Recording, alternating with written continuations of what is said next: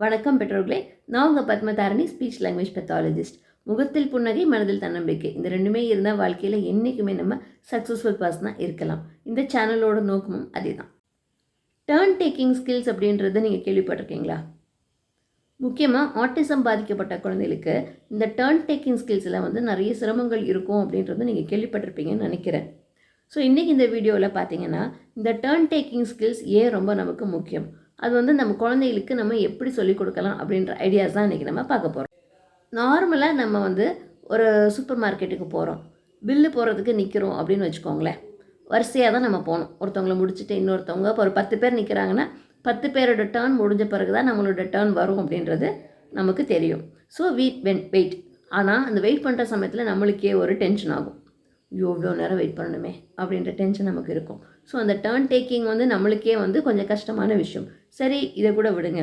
ஒரு movie ticket வாங்க போகிறோம். இப்போ ஆன்லைனில் புக் பண்ணுறோம். முன்னாடி லைனில் நின்று டிக்கெட் புக் பண்ணுவாங்க. அப்போது அந்த ஒரு லைனில் நிற்கிறது, அப்புறம் பஸ்ஸுக்காக வெயிட் பண்ணுறது. நம்ம பஸ்ஸு எப்போ வரும், நம்ம டர்ன் எப்போ வரும், அது ஒன்று வெயிட் பண்ணுறது. ட்ரெயினுக்காக வெயிட் பண்ணுறது, வரிசையாக நின்று டிக்கெட் வாங்குறது. ஸோ இந்த மாதிரி நிறைய விஷயங்கள் நமக்கு அன்றாட வாழ்க்கையில் இந்த டர்ன் டேக்கிங் ஸ்கில்ஸ் அப்படின்றது ரொம்ப முக்கியமான ஒரு விஷயம். ஸோ இந்த அன்றாட வாழ்க்கையில் ஒன்றி போன ஒரு விஷயம் தான் இந்த டர்ன் டேக்கிங் ஸ்கில் அப்படின்றது. ஸோ இது நம்ம ஆட்டிசம் குழந்தைகளுக்கு எப்படி சொல்லிக் கொடுக்கறது? இது நிறைய குழந்தைகளுக்கு கஷ்டமாச்சே, இது எப்படி சொல்லிக் கொடுக்கறது? எங்கே போனாலும் வெயிட் பண்ணணும், நம்ம டர்ன் வர வரைக்கும் நம்ம காத்துட்ருக்கணும். இப்போ ஒரு ரெஸ்டாரண்ட் போனாலும் சரி, ஒரு பார்க்கு போனாலும் சரி, சரி அதாவது பார்க்கில் ஒரு ஸ்விங் விளையாடுறாங்க ஒரு குழந்தைனாக்கா, அடுத்து என் டர்ன் வர்றப்போ தான் நான் விளையாடணும் அப்படின்றது அந்த குழந்தைக்கு தெரியணும். எடுத்தோடனே நமக்கு கிடைக்காது, வி ஹாவ் டு வெயிட் அப்படின்றது. ஒருத்தவங்க பேசிகிட்டே இருக்கிறப்போ குறுக்க நம்ம பேசக்கூடாது. அவங்க பேசி முடிக்கிற வரைக்கும் நம்ம வெயிட் பண்ணணும். ஸ்கூலில் ஒரு கொஸ்டின் கேட்டாங்க அப்படின்னாக்கா, ஸ்கூலில் எடுத்தோடனே நான் பதில் சொல்லிடக்கூடாது. யாரை கேட்குறாங்களோ அவங்க தான் ஃபஸ்ட்டு பதில் சொல்லணும். அவங்க டர்ன் முடிஞ்ச பிறகு நம்ம டர்ன் வரப்போ நம்ம வெயிட் பண்ணி சொல்லணும் அப்படின்ற சின்ன சின்ன விஷயங்கள்லேருந்து நமக்கு இந்த டர்ன் டேக்கிங் ஸ்கில்ஸ் ஆரம்பிக்குது. ஸோ அந்த டர்ன் டேக்கிங் ஸ்கில்ஸ் நம்ம நம்மளோட அவேர்னஸை நம்ம தெரிஞ்சுக்கணும். நம்ம எங்கே நிற்கிறோம், நம்ம எந்த இடத்துல இருக்கிறோம், அது ஒன்று. அடுத்தவங்களோடதையும் நம்ம கவனிக்கணும். ஸோ அடுத்தவங்க எப்போ அதை முடிப்பாங்க அப்படின்றது தெரிஞ்சுக்கணும். So self awareness about others அதுவும் வரணும். இன்னொன்று, எவ்வளோ நேரம் ஆகும் அப்படின்றத அந்த குழந்தைங்க புரிஞ்சுக்கணும். இப்போ இப்போ தான் ஒரு குழந்தை உட்காருது ஒரு ஸ்விங்கில்னாக்கா ஒரு 5 நிமிஷமாவது ஆகும். ஸ்கூலில் வரிசையாக மேம் கேட்டுகிட்டே வர்றாங்கன்னா 5 பேர், அந்த 5வது லைனில் நான் 5வது ஆனால் நான் உட்காந்துருக்கேன். ஸோ இவங்களுக்கெல்லாம் முடிஞ்ச பிறகு தான் எனக்கு வரும் அப்படின்றத அந்த குழந்தை புரிஞ்சுக்கணும். How long it will take அப்படின்றத தெரிஞ்சுக்கணும். ஸோ இது 3வது விஷயம் இல்லையா? ஸோ இந்த மாதிரி இந்த குழந்தைகளுக்கு இன்னொன்று, அவங்க கேட்டு முடிக்கிற வரைக்கும் வெயிட் பண்ணணும். 4வது விஷயம் இல்லையா? அவங்க என்ன சொல்லி முடிக்கிறாங்கன்றதை நம்ம கவனிக்கணும். கவனித்த பிறகு பதில் சொல்லணும், அது ஒன்று. ஸோ இந்த மாதிரி வரிசையாக ஒரு விஷயத்தையும் அந்த குழந்தைக்கு நம்ம கான்சன்ட்ரேட் பண்ணி சொல்லிக் கொடுக்கணும். ஸோ அதுக்கு நம்ம என்ன பண்ணலாம் அப்படின்னு பார்த்தீங்கன்னா, ஒன்று சொல்லிக் கொடுக்கணும். ஃபஸ்ட்டு இங்கே பார் இருக்காங்களா, வெயிட் பண்ணு, அவங்க விளையாடி முடிக்கட்டும், அதுக்கப்புறம் நம்ம போகலாம். ஃபஸ்ட்டு முடிக்கட்டும் அவங்க, தென் நம்ம போகலாம் அப்படின்றத ஃபஸ்ட்டு புரிய வைங்க அந்த குழந்தைக்கு. அதுக்கப்புறம் அவங்க பார் 10 டைம்ஸ் ஆடுவாங்க பார், அந்த குழந்தைகிட்டையும் சொல்லிவிடுங்க, நீ 10 டைம்ஸ் ஊஞ்சலில் ஆடிட்டு, இல்லை 10 டைம்ஸ் நீ சர்க்கிள் ஏறி இறங்கிட்டு நெக்ஸ்ட்டு தம்பி பண்ணுவான், இல்லை பாப்பா பண்ணுவா அப்படின்னு சொல்லிட்டு அந்த குழந்தைகிட்டையும் கொஞ்சம் நீங்கள் சொல்லி வைங்க. ஸோ அந்த குழந்தைக்கு ஒரு எக்ஸ்பெக்டேஷன் தெரியும், இவ்வளோ நேரம் நான் வெயிட் பண்ணணும் அப்படின்றது. ஒன்ஸ் அது முடிஞ்ச பிறகு now it's your turn, you go அப்படின்னு சொல்லலாம். ஸோ இந்த மாதிரி சின்னதாக மாடிஃபிகேஷன்ஸ் பண்ணி அந்த குழந்தைக்கு நீங்கள் சொல்லித்தரது மூலமாக அந்த குழந்தைக்கு நான் வெயிட் பண்ணணும், அடுத்த டர்ன் என்னோடய டர்ன் வர்ற வரைக்கும் நான் காத்துட்ருக்கணும், அவங்க முடித்த உடனே நான் என்னோடய டர்னுக்கு போகலாம் அப்படின்றது அந்த குழந்தைக்கு தெரிய ஆரம்பிக்கும்.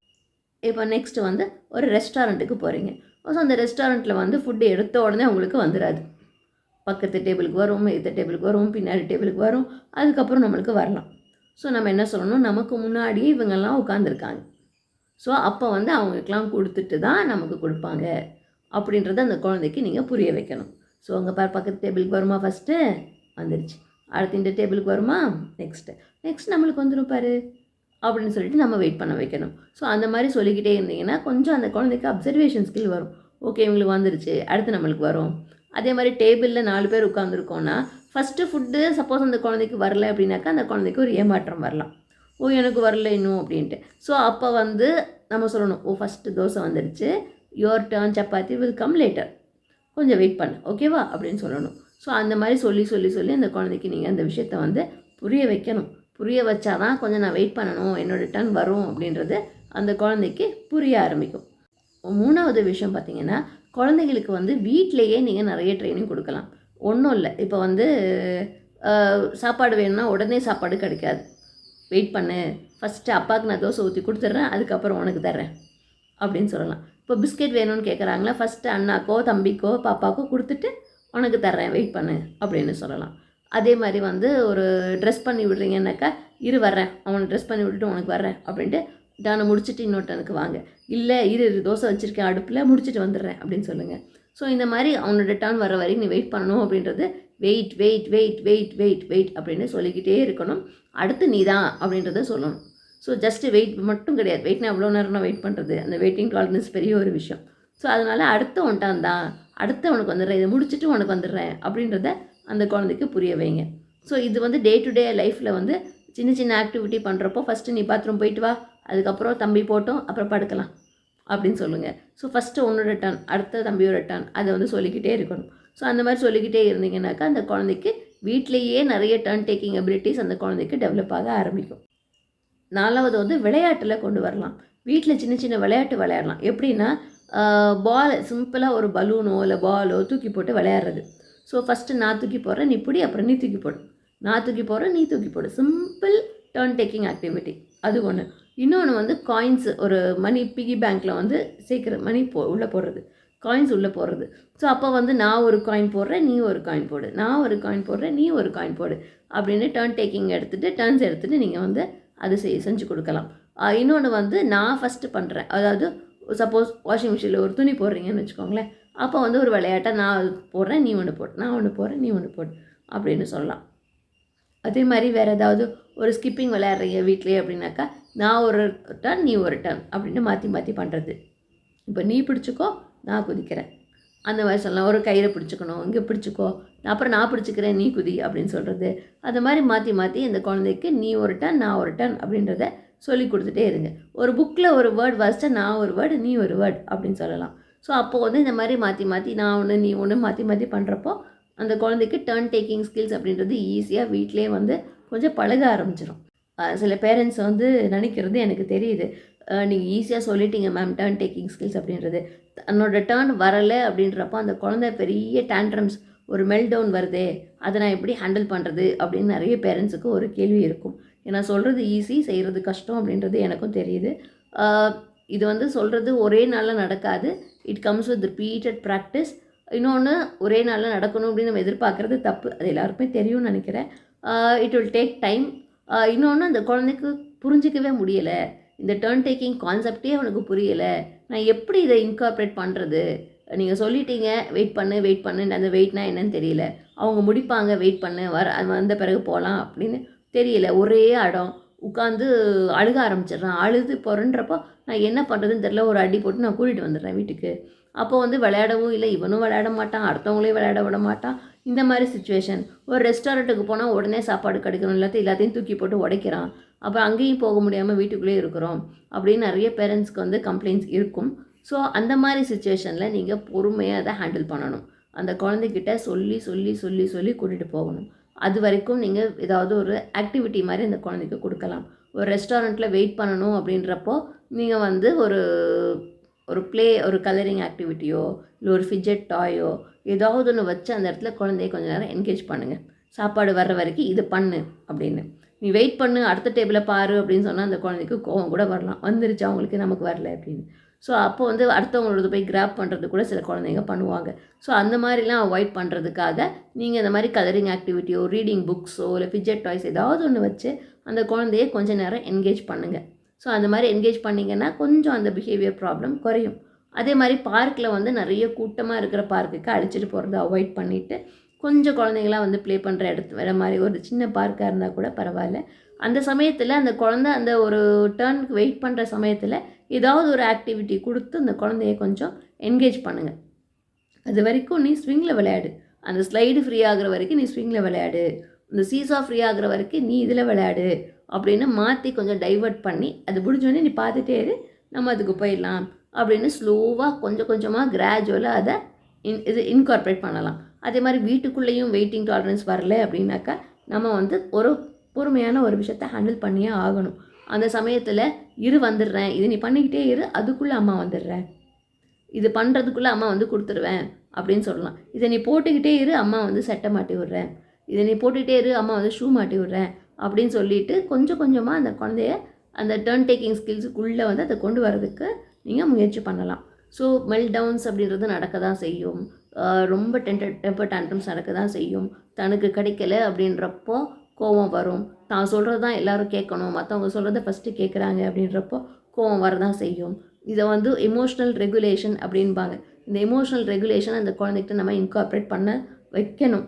ஸோ அதுக்கு வந்து நம்ம என்ன பண்ணணும்னா, நிறைய எமோஷன்ஸ் பற்றி அந்த குழந்தைகிட்ட பேசணும் அப்படின்னாக்கா, நான் ஹாப்பியாக இருந்தேன், நான் சேடாக இருந்தேன், இன்றைக்கி இதெல்லாம் நடந்துச்சு, நான் ரொம்ப கோவமாக இருந்தேன், இன்றைக்கி வந்து நான் ரொம்ப சாட்டிஸ்ஃபைடாக இருந்தேன், இன்றைக்கி ரொம்ப ஹாப்பி, பையன் சூப்பராக பண்ணிட்டான். ஏதாவது ஒன்று உங்களோட எமோஷன்ஸை பற்றி நீங்கள் குழந்தைகிட்ட டிஸ்கஸ் பண்ணுங்கள். அதே மாதிரி குழந்தையோட எமோஷன்ஸை நீங்கள் புரிஞ்சுக்கிட்டு, நீ ஏன்டா கோவமாக இருந்த, நீ ஏன் why were you so frustrated today, என்ன ஆச்சு உனக்கு அப்படின்றத நீங்கள் கேளுங்க. ஸோ அந்த மாதிரி எமோஷன்ஸை பற்றி நீங்கள் பேச அந்த குழந்தை வந்து எனக்கு கோவமாக இருக்குது, எனக்கு வந்து சேடாக இருக்குது, நான் வந்து ஹாப்பியாக இருக்கேன் அப்படின்னு ஏதாவது உங்கள்கிட்ட அந்த இடத்துல ஷேர் பண்ணுவாங்க. அந்த ஷேர் பண்ணிக்க ஆரம்பிச்சிட்டாங்கன்னா அவங்க எமோஷன்ஸை வந்து வெளிப்படுத்த ஆரம்பிச்சிட்டாங்கன்னு அர்த்தம். So instead of behaviour problems, temper tantrums எல்லாம் கொடுக்கறதுக்கு பதிலாக வாயை திறந்து எனக்கு இதுதான் செய்யுது அப்படின்னு சொல்லிட்டாங்கன்னா பாதி பிரச்சனை அந்த இடத்துல முடிஞ்சு போச்சு. ஸோ ஒரு செல்ஃப் ரெகுலேஷன் அப்படின்றது அந்த குழந்தைக்கு வரணும். ஸோ இந்த டர்ன் டேக்கிங் ஸ்கில்ஸ் சொல்லிக் கொடுக்கறது மூலமாக இந்த குழந்தைக்கு எவ்வளோ நிறைய விஷயங்கள் உங்களால் சொல்லிக் கொடுக்க முடியுதுன்னு யோசிச்சு பாருங்கள். செல்ஃப் அவேர்னஸ் கிடைக்குது, அடுத்தவங்களோட பற்றி அவேர்னஸ் கிடைக்குது, கொஞ்சம் நேரம் வெயிட் பண்ணணும் அப்படின்றது அந்த குழந்தைக்கு தெரியுது, வெயிட் பண்ணால் எனக்கு கிடைக்கும், கண்டிப்பாக கிடைக்கும் அப்படின்றது தெரியுது. சரி, வெயிட் பண்ணுறது எப்படி வெயிட் பண்ணுறது அப்படின்ற ஐடியாஸும் இந்த குழந்தைங்க கற்றுக்குறாங்க. ஸோ அந்த டர்ன் டேக்கிங் ஸ்கில்ஸ்ன்றது வாழ்க்கையில் ரொம்ப ரொம்ப ரொம்ப முக்கியமான விஷயம். குழந்தைகளுக்கு வந்து அது பிறக்கும் போதே கற்றுக்கிட்டு பிறக்கிறது கிடையாது. நார்மலாக இருக்கிற எந்த குழந்தைங்கனாலும் இந்த மாதிரி ஸ்கில்ஸை வந்து அவங்களாவே நம்மளை பார்த்தோ நம்ம சொல்லி கொடுத்தோ அந்த குழந்தைங்க கற்றுக்க வேண்டிய ஒரு விஷயம். ஸோ ஸ்டார்ட் பண்ணுங்கள், இட்ஸ் நெவர் டூ லேட். ஐயோ, நான் அவ்வளோ நாளாக இதெல்லாம் பண்ணவே இல்லையே, இனிமேல் பண்ணால் என் குழந்தைக்கு வருமா, என் குழந்தைக்கு இதெல்லாம் புரியுமா அப்படின்னு உங்களுக்கு நிறைய டவுட்ஸ் வரலாம். ஸோ உங்களுக்கு இந்த மாதிரி டவுட்ஸ் இருக்குது அப்படின்னாக்கா ஒரு ஸ்பீச் தெரபிஸ்ட்டை நீங்கள் பாருங்கள். அவங்க பார்த்து கண்டிப்பாக நீங்கள் அசிஸ்டன்ஸ் அவங்ககிட்டருந்து வாங்கிக்கலாம். அந்த ஹெல்ப் மூலமாக நீங்கள் குழந்தைகிட்ட இந்த டர்ன் டேக்கிங் ஸ்கில்ஸ் எல்லாம் நீங்கள் சொல்லிக் கொடுக்கலாம். ஸோ உங்களுக்கு வந்து எங்ககிட்டயே பாண்ட் டு வின் மூலமாகவே ஸ்பீச் தெரப்பி எடுத்துக்கணும், ஆன்லைனில் எடுத்துக்கணும் அப்படின்னு ஆசைப்பட்டீங்கன்னாக்கா ஸ்க்ரீனில் தெரிகிற நம்பருக்கு ஹைன்னு ஒரு மெசேஜ் போடுங்க, ஒரு லிங்க் வரும். அந்த லிங்க்கை ஃபில் பண்ணிங்க அப்படின்னாக்கா நாங்கள் வந்து உங்களுக்கு டீட்டெயில்ஸ் எல்லாம் கொடுப்போம். இன்னொன்று, இந்த வீடியோ உங்களுக்கு பிடிச்சிருந்துச்சு அப்படின்னாக்கா மற்ற பேரண்ட்ஸ்கிட்ட ஷேர் பண்ணுங்கள். நீங்கள் நிறைய இந்த குரூப்பில் இருப்பீங்க இல்லையா, இந்த ஆட்டிசம் சப்போர்ட் குரூப்பு, அது மாதிரி உங்கள் கம்யூனிட்டியில் குரூப் ஏதாவது வச்சுருப்பீங்க. ஸோ அந்த குரூப்லேயும் இதை ஷேர் பண்ணுங்கள் இந்த வீடியோவை. ஸோ அவங்களும் இதை பார்த்து பயனடையட்டும். நிறைய பேருக்கு போய் ரீச் ஆகணும் அப்படின்றது தான் என்னோட நோக்கமே. ஸோ அதனால் நீங்கள் அதை ஷேர் பண்ணுங்கள். வீடியோ இது வரைக்கும் நீங்கள் சேனலை சப்ஸ்கிரைப் பண்ணலை அப்படின்னாக்கா சப்ஸ்கிரைப் பண்ணுங்கள். வீடியோஸை தொடர்ந்து பார்க்கலாம், எந்த வீடியோஸும் மிஸ் பண்ண மாட்டீங்க. ஓகே பெற்றோர்களே, கூடவே சேர்ந்து ஒரு தம்ஸ் அப் போட்டுருங்க. மறுபடியும் இன்னொரு இன்ஃபர்மேட்டிவான வீடியோவில் உங்கள் எல்லாரும் சந்திக்கிறேன். அதுவரை உங்களிடமிருந்து விடைபெறுவது உங்கள் பத்மதாரணி. நன்றி, வணக்கம்.